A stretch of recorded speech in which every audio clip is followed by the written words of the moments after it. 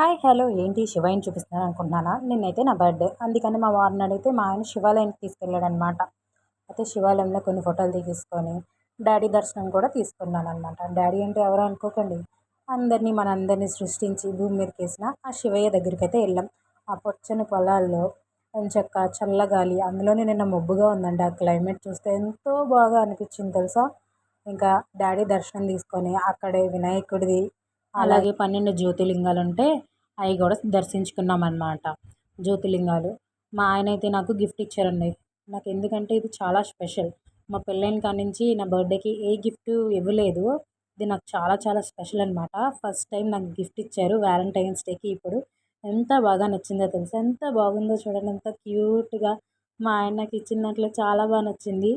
మా ఆయన సెలక్షన్స్ అయితే సూపర్ ఉంటాయి చెప్పాలంటే. ఇదైతే నాకు నా లైఫ్‌లోనే బెస్ట్ గిఫ్ట్ అనమాట.